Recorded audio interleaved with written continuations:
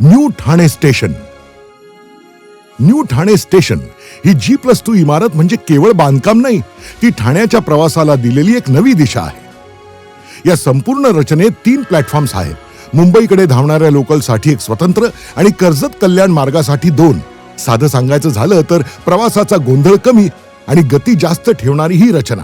हा सगळा विस्तार 14.83 एकरांमध्ये पसरलेला आहे. इतकंच नाही तर प्रवाशांची ये-जा सहज व्हावी म्हणून 150 मीटर लांब आणि 34 मीटर रुंद सॅटिस एरिया तयार केलाय. जिथे गर्दी अडखळणार नाही ती पुढे सरकत राहील.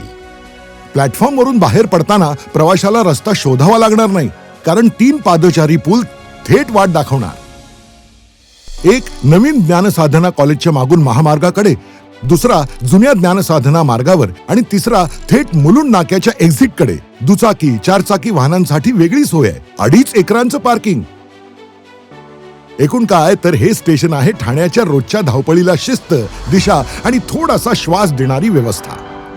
वाढत्या आकारानुसार ठाण्याच्या ट्रॅफिकचा अडथळा स्वाभाविक आहे, पण त्यावर तोडगा काढणारा एकनाथ शिंदेसारखा नेता सुद्धा समर्थ आहे. जगणं झालंय छान, कारण धनुष्यबाण.